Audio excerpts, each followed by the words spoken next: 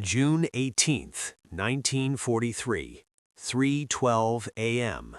Tokyo, Naval General Staff Headquarters. The rain has been falling since midnight, tapping against the high windows like impatient fingers. Inside the conference room, the air is thick with cigarette smoke and fatigue. A single desk lamp throws a harsh cone of light across a long wooden table scarred by years of war planning. Men in dark uniforms sit rigidly, their caps placed beside them, rank insignia catching the glow. Rear Admiral Shigeru Fukudome does not speak right away. He holds a thin folder in both hands, fingers unmoving, eyes fixed on a single page. You can hear the clock on the wall. Tick, tick, tick.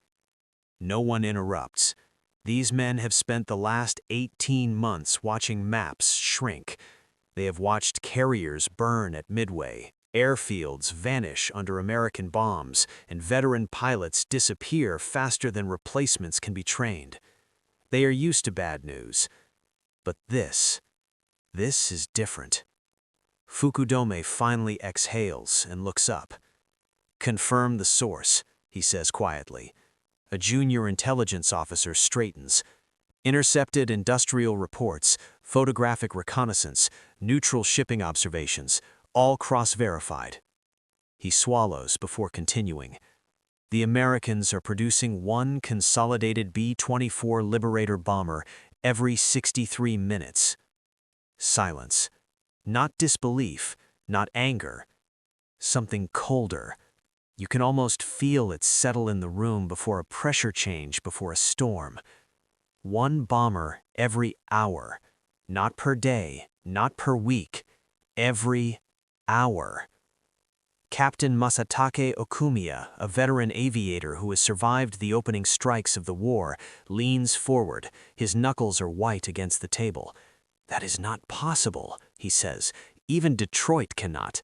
The factory is not in Detroit. It is west of the city, near Ypsilanti, Michigan, the Willow Run plant. The name means nothing to them yet, but it will. A map is unrolled across the table. The officer points to a location far inland, absurdly distant from any coastline. Safe, untouchable, beyond the reach of Japanese submarines, let alone bombers. This single facility, the officer continues, voice tightening, covers more than 3.5 million square feet. Assembly lines run nearly a mile long. They employ over 40,000 workers, many of them women. A few eyebrows rise at that. Not judgment, calculation. Fukudome flips the page. There are photographs attached. Long, low buildings stretching to the horizon, conveyor systems, aircraft fuselages moving like cargo on a river, rows of bombers nose to tail, so many they blur into one metallic mass. The admiral's mouth tightens. For years, Japanese naval doctrine has been built on precision, quality over quantity, elite pilots, perfectly timed strikes, carefully crafted machines built by skilled hands. This is something else entirely. This is not an aircraft factory, Okumiya says slowly. It is a weapon itself. No one disagrees. Outside the room, Tokyo sleeps.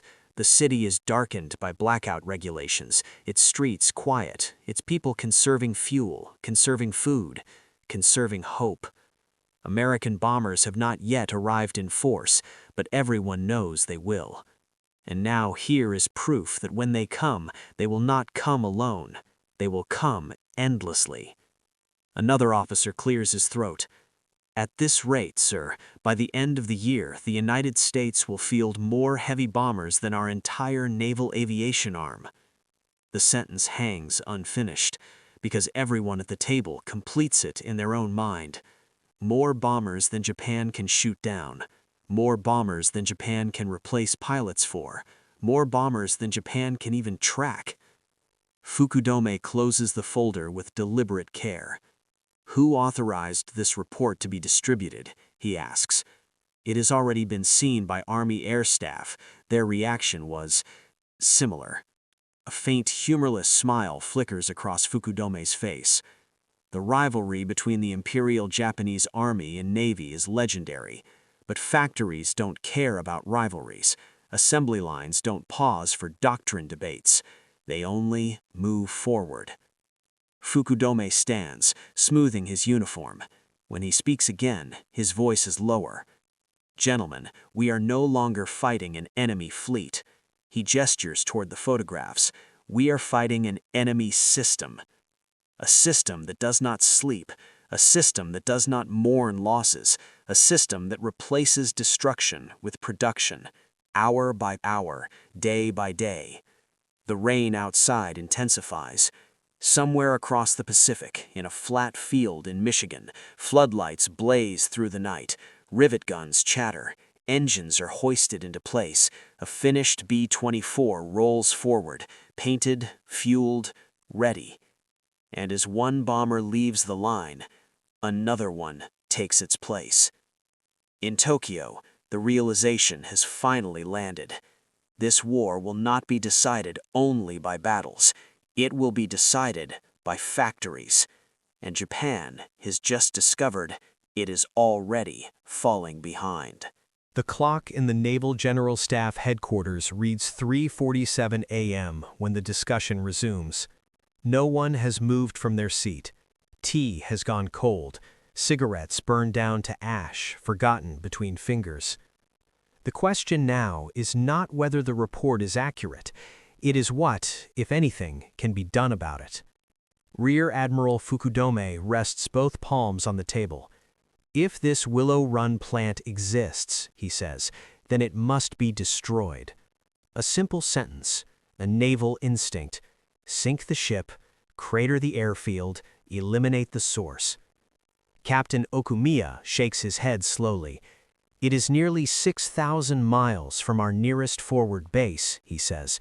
"Even if we could reach it, we could not carry enough ordnance to matter."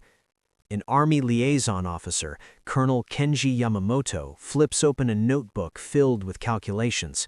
"Submarine-launched aircraft?" he suggests, though his tone already betrays doubt. "Too small, too few. Even a successful strike would delay production by days, perhaps weeks." Days. Weeks. Fukudome glances back at the photographs, at the mile-long assembly line, at the rows of bombers waiting like steel insects ready to swarm. 1 week, he says quietly, means 168 bombers. No one argues with the math. The room grows colder as the implication sinks in. This is not a factory you cripple with a daring raid. It is not a target you silence with bravery or sacrifice. It is something fundamentally new, a weapon that regenerates faster than it can be wounded. In the months that follow, Japanese intelligence continues to collect fragments of information. Neutral diplomats passing through America, newspaper clippings, even Hollywood newsreels, ironically, meant to impress civilian audiences. Each piece paints the same picture. Willow Run does not operate like a traditional factory. There are no master craftsmen building entire aircraft from start to finish. Instead, the bomber is broken down into thousands of tasks, each reduced to minutes, sometimes seconds. One worker tightens the same 4 bolts all day. Another installs the same control cable. Another rivets the same panel, again and again, until muscle memory replaces thought. Human beings transformed into extensions of the assembly line. And the line never stops. Japanese planners, raised on the idea of artisanal precision, struggled to comprehend it. In Japan, aircraft production is dispersed across smaller plants, skilled labor is limited, aluminum is scarce, transport between facilities is slow. At Willow Run, raw materials arrive by rail in endless streams: steel, aluminum, rubber, glass. They enter at one end of the building. Bombers come out the other. By late summer 1943, American air power over the Pacific begins to change in subtle but unmistakable ways. Reconnaissance flights report heavier formations. Losses that once forced squadrons to stand down are now replaced within weeks. Japanese pilots notice it first. Lieutenant Saburo Sakai, one of the Navy's most experienced aces, watches a formation of B-24s crawl across the sky near Raoul. They are higher than expected, tighter in formation. Their defensive fire is relentless. He counts them instinctively. Too many. Even when 2 were shot down, the formation barely thins. After landing, Sakai removes his helmet and wipes sweat from his face. He has survived more dogfights than most men will ever see, but today leaves him unsettled. Not afraid, outnumbered. In debriefings across the Pacific, similar words appear again and again in pilots' reports. Endless, relentless, unbroken. Japanese industry tries to respond. Production quotas are raised, workers are pushed harder, quality begins to slip as speed is emphasized.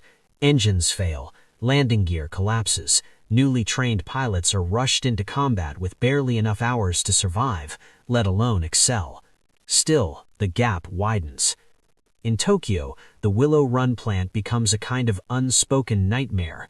Officers reference it without naming it. American capacity, industrial depth. It is discussed in war colleges, analyzed in staff papers, quietly feared. Because for the first time, Japan is confronting an enemy it cannot defeat by courage, skill, or sacrifice. You cannot outfly a factory. You cannot outmaneuver an assembly line. And deep in the Japanese Naval Air Service, a realization begins to spread, one that no matter how much battlefield success can erase, even if every battle is fought perfectly, the enemy will still have more planes tomorrow. As autumn approaches, American bombers begin appearing over targets once thought safe: oil facilities, shipping lanes, rear area bases. Each mission costs the Americans aircraft, and each loss is quietly replaced, sometimes before the wreckage has even cooled. In Tokyo, Rear Admiral Fukudome receives an updated intelligence summary. He reads it alone this time.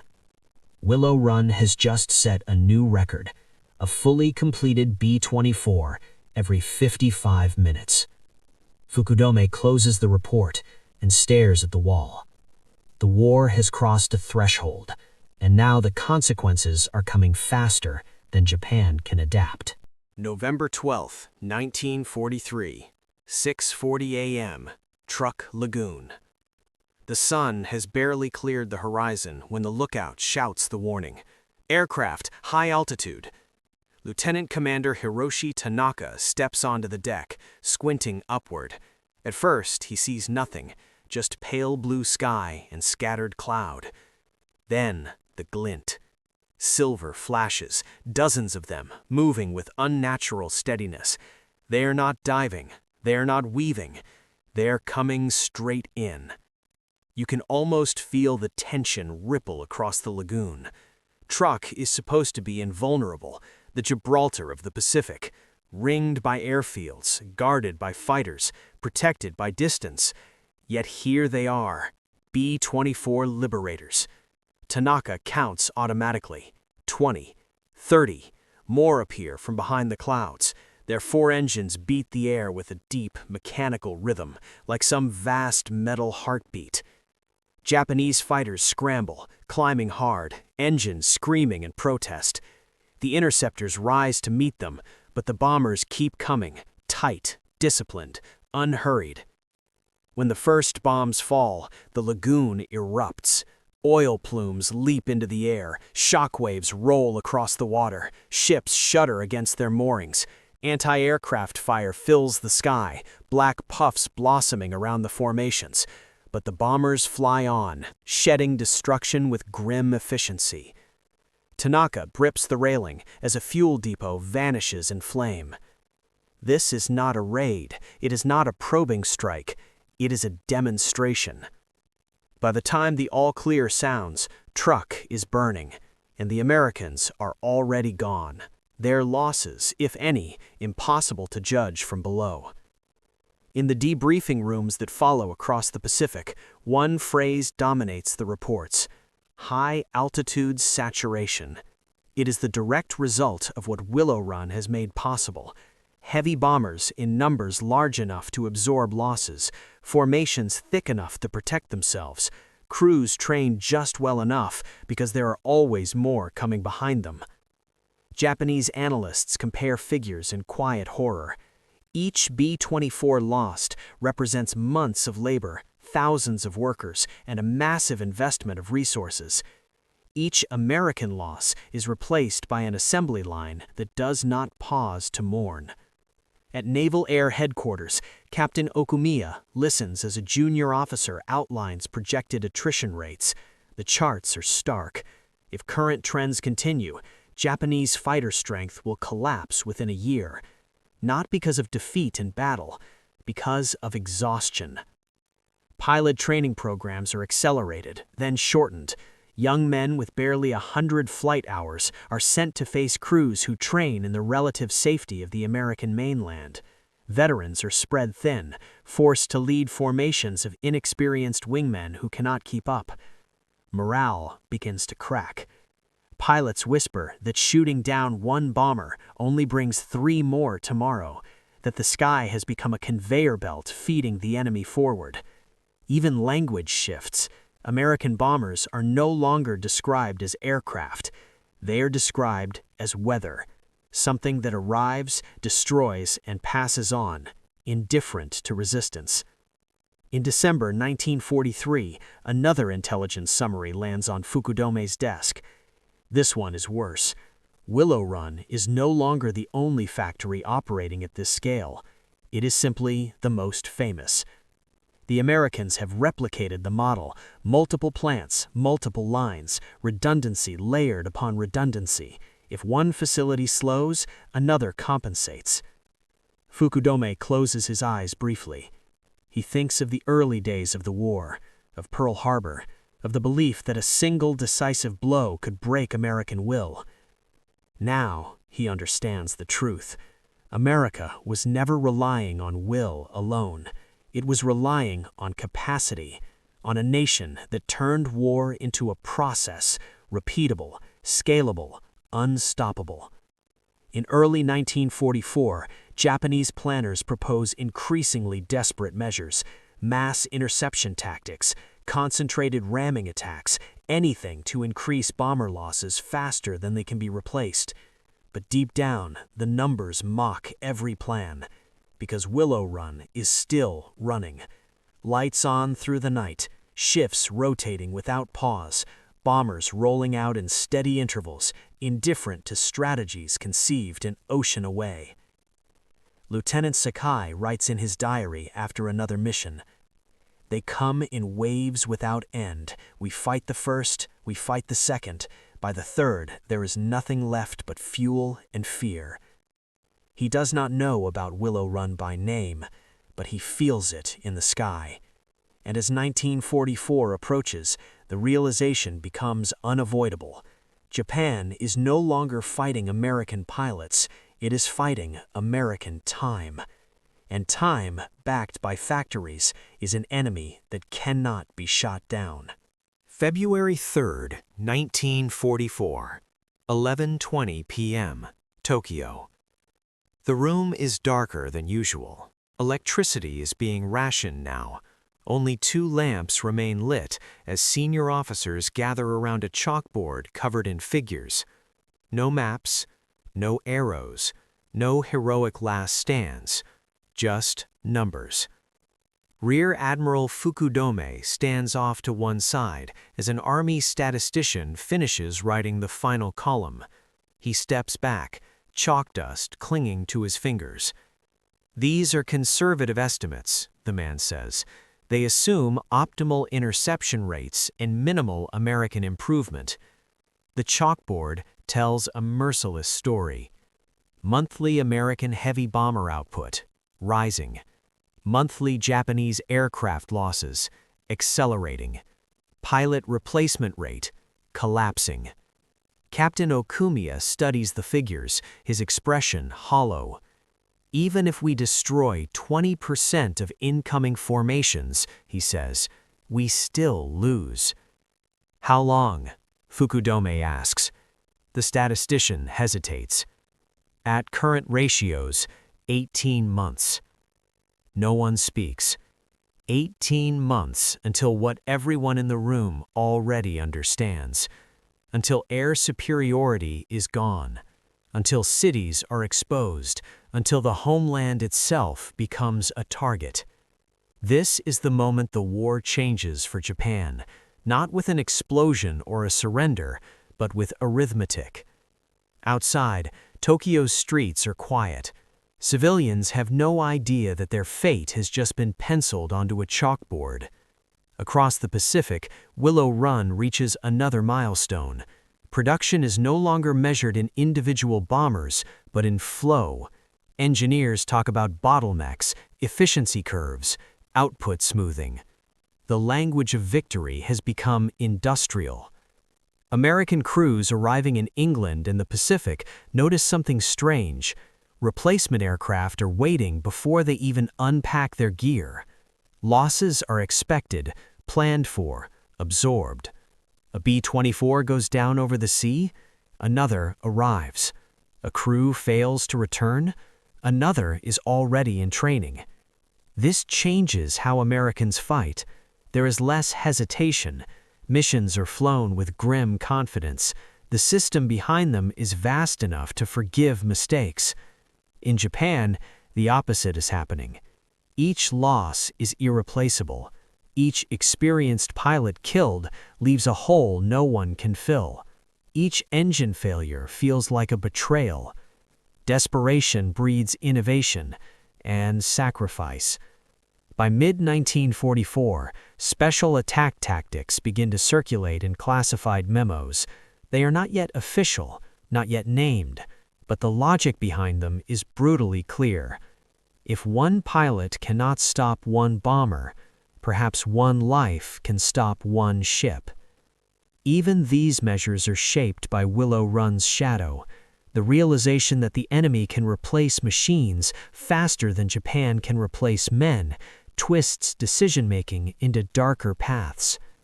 Fukugome reads one such proposal late at night. He sets it aside without comment. For the first time in his career, he feels something close to helplessness. The Americans are no longer reacting to Japan. Japan is reacting to American output. In the summer of 1944, B-24s and B-29s begin systematic attacks on oil facilities, transportation hubs, and aircraft factories.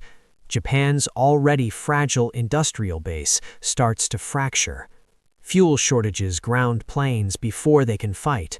Parts go missing. Trains stop running on schedule.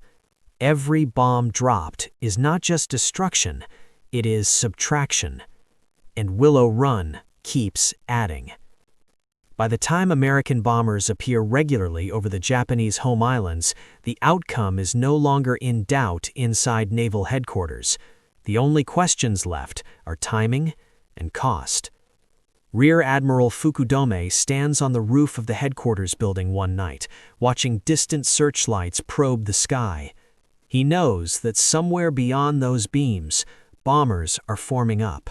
Bombers born on assembly lines half a world away. He imagines the factory floor, the noise, the motion, the unbroken rhythm, and he understands something with painful clarity. Japan did not lose this war because its soldiers lacked courage. It lost because courage cannot outproduce steel. As the air raid sirens begin to wail, Fukudome descends the stairs, his decision already made. The war will now be fought to its end. But the ending was written long ago, in a factory that never stopped moving. September 15th, 1944, 2:05 p.m. Willow Run, Michigan. The factory floor vibrates underfoot. Rivet guns chatter in overlapping rhythms. Overhead cranes glide along steel rails, lifting engines that gleam under fluorescent lights. The smell of oil and hot metal hangs in the air. A siren sounds, not an alarm, but a signal. Another B-24 is complete. Workers pause for just a moment as the bomber rolls forward. Some wipe sweat from their faces. Others don't look up at all. There is no applause, no ceremony. There isn't time. The line must keep moving. You can almost feel the scale of it now. This is not a single building. It is a small city, synchronized to a purpose. Cafeterias feed thousands in rotating shifts. Childcare centers allow mothers to return to their stations.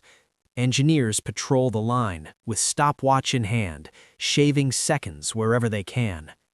Every saved second becomes a weapon. The bomber is towed outside, its olive-drab skin catching the sun. Within hours, it will be airborne. Within weeks, it may be over the Pacific or Europe, part of a formation so large it blots out the sky. Inside the plant, no one knows where this aircraft will go. They do not need to. They know only that another one is already behind it. In Tokyo, there is no longer debate about Willow Run. The name appears in internal memos with grim acceptance. Officers speak of it the way sailors speak of tides. Unstoppable, unnegotiable, fatal. By late 1944, Japanese air defenses are shadows of what they once were. Fuel shortages have reduced flight training to hours, sometimes minutes. Veteran pilots are gone. Those who remain face impossible odds against formations that regenerate faster than they can be thinned. American bombers now fly missions measured not in risk, but in scheduling. Factories are assigned dates, cities are assigned targets, routes are optimized. War has become logistics. Rear Admiral Fukudome, now visibly aged, reviews one final intelligence assessment. It notes that even if Japan somehow halved American bomber output, the remaining force would still be overwhelming. He sets the paper aside. There is nothing left to plan. In the spring of 1945, as American bombers roar overhead in unbroken streams, civilians finally understand what their leaders realized years earlier. Shelters fill, fires spread, cities disappear under waves of destruction delivered by machines built by people who will never see the damage firsthand. The sky itself seems manufactured. And behind it all, Willow Run keeps going. By war's end, the plant will have produced over 8,600 B-24 Liberators, more than any other factory in history had ever produced of a single aircraft type. A number so large it defies intuition. It is not just a statistic, it is the sound of engines multiplying, the shadow of wings darkening oceans, the proof that modern war is not won by brilliance alone, but endurance, scale, and systems. When Japan finally surrenders, there is no mention of Willow Run in the ceremonies. No factory is named in the documents. No assembly line signs the papers. But every officer who ever saw the intelligence reports knows the truth. The moment Japan lost this war was not on a battlefield. It was the moment they realized one American factory was outproducing their entire navy.